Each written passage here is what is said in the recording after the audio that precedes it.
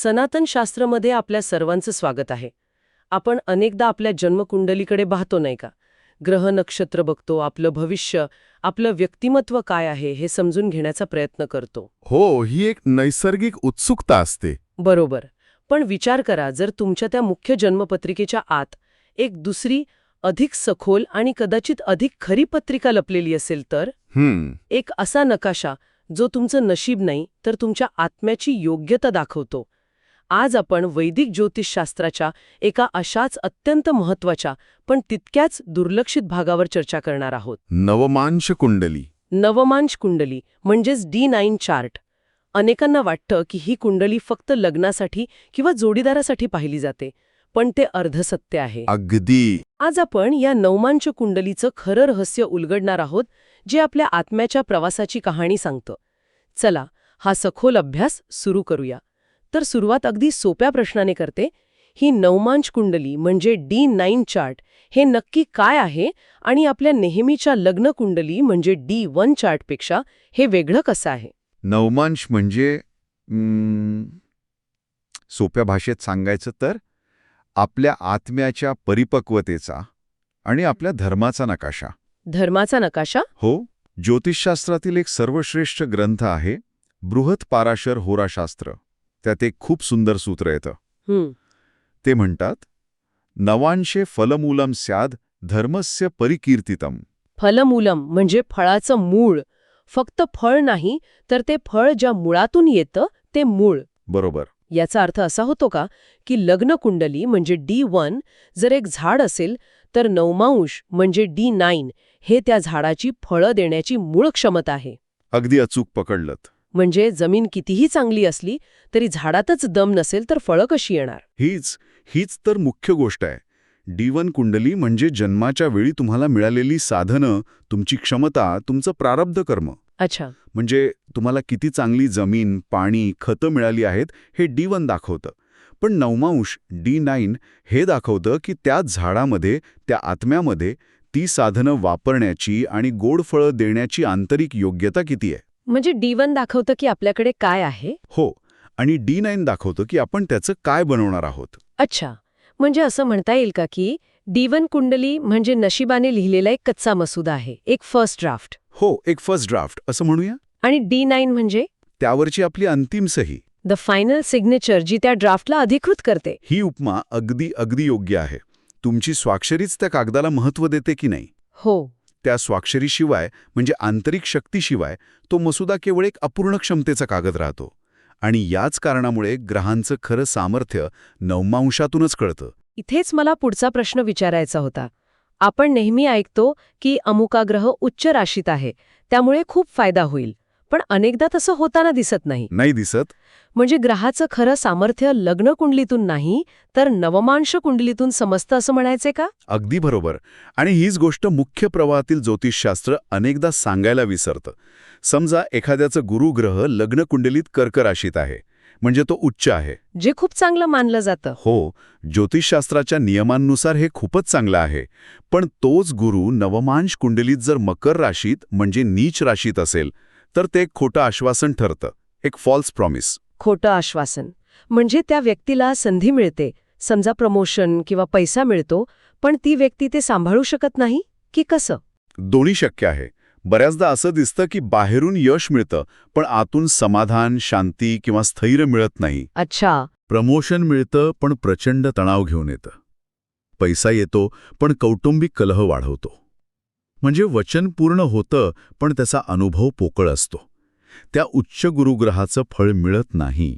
आणि याच्या उलटही होत असेल, म्हणजे लग्नकुंडलीत एखादा ग्रह कमजोर असेल पण नवांशात तोच ग्रह खूप बलवान असेल तर? हो, आणि हा खूप महत्वाचा मुद्दा आहे. जर एखादा ग्रह लग्नकुंडलीत कमकुवत असेल पण नवांशात तोच ग्रह स्वराशीत किंवा उच्च राशीत असेल तर त्या व्यक्तीला सुरुवातीला संघर्ष करावा लागतो. पण उशिरा का होईना प्रचंड आणि स्थिर यश मिळतं.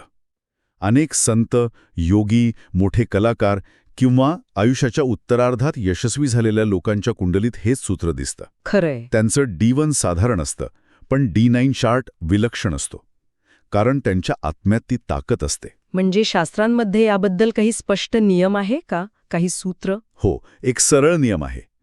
नवांशे बलहीनः ग्रहः निष्फलः. निष्फलः. हो, म्हणजे निष्फळ ठरतो. हो, नवंशात बळ नसलेला ग्रह निष्फळ ठरतो. अनेकदा लोकांच्या कुंडलीत मोठे राजयोग असतात, पण ते का फळत नाहीत किंवा त्यांचं फळ मिळूनही समाधान का मिळत नाही? याचं उत्तर नवांशात दडलेलं आहे. अगदी, त्याचं खरं उत्तर नवंशातच मिळतं. तुम्ही सुरुवातीला म्हणालात की नवमांशात धर्माचा नकाशा आहे.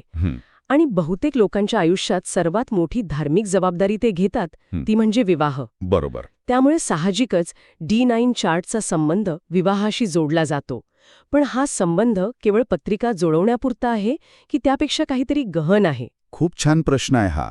नवंश विवाह निश्चितपणे दर्शवतो, पण तो केवळ सामाजिक किंवा रोमॅन्टिक नात्याच्या दृष्टीने नाही. सनातन परंपरेनुसार विवाह हा केवळ सुखाचा करार म्हणजे प्लेजर कॉन्ट्रॅक्ट नाही, तो एक धर्मसंस्कार आहे. ती एक जबाबदारी आहे, एक कर्तव्य आहे. म्हणजे विवाह हा एक आध्यात्मिक प्रवास आहे असं म्हणायचंय का? अगदी. नवंश हे दाखवतो की दोन व्यक्तींमधील कार्मिक बंध, ज्याला आपण ऋणानुबंध म्हणतो, तो कसा आहे.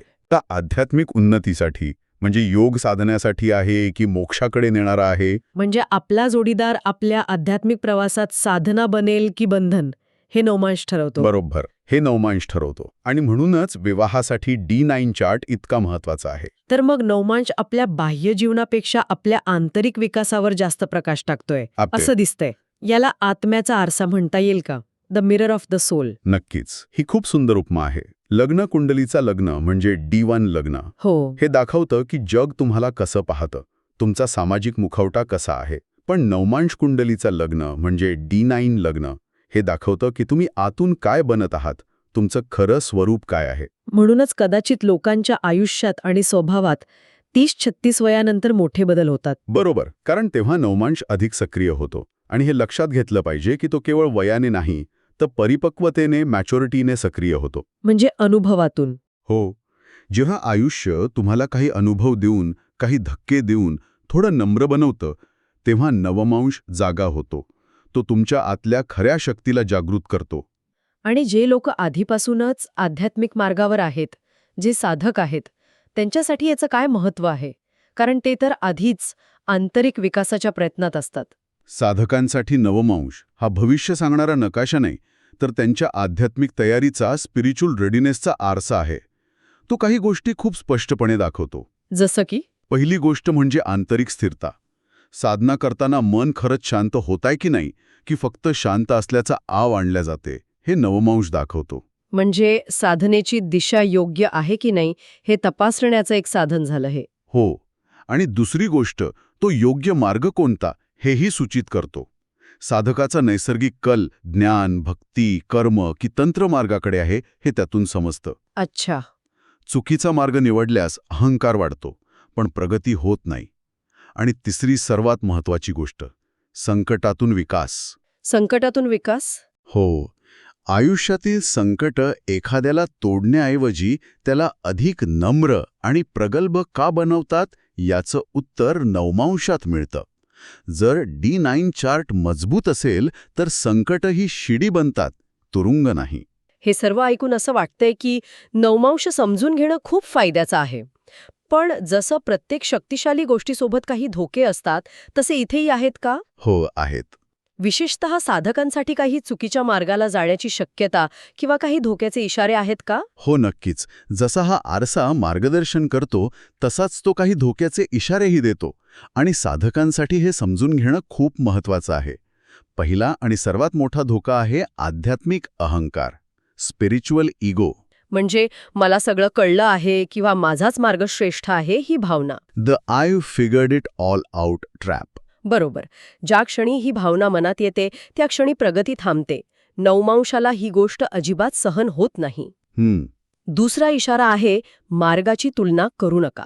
प्रत्येकाचा आध्यात्मिक प्रवास, प्रत्येकाचा D9 चार्ट हा अतिशय व्यक्तिगत असतो. हे आजच्या काळात खूप कठीण आहे, विशेषतः सोशल मीडियावर, जिथे लोक आपल्या मेडिटेशनच्या सत्रांबद्दल किंवा योगाच्या प्रगतीबद्दल पोस्ट करत असतात. आणि हाच तर सापळा आहे. एका आत्म्याच्या प्रवासाची दुसऱ्याच्या प्रवासाशी तुलना करणं व्यर्थ आहे. त्यातून केवळ निराशा आणि अशांती मिळते. खरंय. तिसरा महत्वाचा मुद्दा म्हणजे त्याग जबरदस्तीने करू नका, जो त्याग आतून नैसर्गिकरित्या आलेला नाही. मग तो दिखावा ठरतो. हो, तो दांभिकपणा वाढवतो. नवमांश नैसर्गिक विकासाला महत्त्व देतो, दिखाव्याला नाही. आणि चौथा इशारा कोणता? चौथा इशारा आहे, दैनंदिन धर्माकडे दुर्लक्ष करू नका. अनेक साधक कुटुंबाची, समाजाची जबाबदारी टाळून परमार्थ साधायचा प्रयत्न करतात. म्हणजे जीवनातून पळून जाऊन अध्यात्म साधता येत नाही. नाही, तुमचा खरा कस तुमच्या रोजच्या व्यवहारातच लागतो. आणि शेवटचा 5वा इशारा. अतिबौद्धिक विश्लेषण टाळा. कुंडली हे दिशा दाखवते, पण प्रवास साधनेनेच करायचा असतो. केवळ चार्ट अॅनालिसिस करत बसल्याने काहीही साध्य होत नाही. गाडीचा नकाशा बघत बसण्याऐवजी गाडी चालवायला सुरुवात केली पाहिजे. अगदी. तुम्ही सांगितलेल्या या सगळ्या गोष्टींचं सार एका वाक्यात सांगता येईल का? नक्कीच.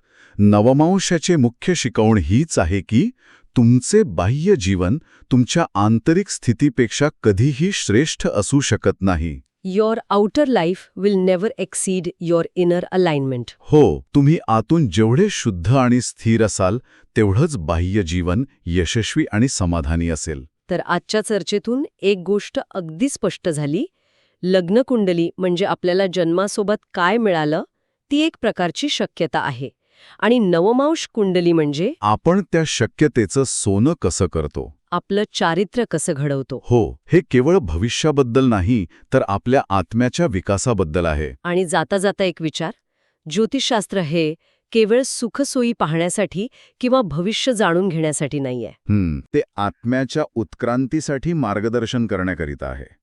नवमांश हा त्या उत्क्रांतीचा मूक निरीक्षक आहे.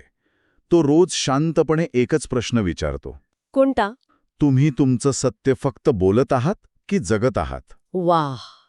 जर आजच्या ह्या गूढ ज्योतिषशास्त्रातील विवेचनाने तुमच्या विचारांना नवी दिशा दिली असेल आणि तुमच्या आतल्या आरशात पाहण्याची प्रेरणा दिली असेल, तर ह्या ज्ञानाचा दिवा इतरांपर्यंत पोहोचवण्यासाठी या भागाला लाईक, शेअर आणि आमच्या सनातन शास्त्र चॅनेलला सबस्क्राईब नक्की करा. तुमची कुंडली काय सांगते यापेक्षा तुम्ही तुमच्या सत्याशी किती प्रामाणिक आहात हे नवमांश विचारतो. यावर तुम्हाला काय वाटतं हे कॉमेंटमध्ये नक्की सांगा. पुढच्या वेळी भेटूया एका नवीन सखोल विषयासह. धन्यवाद.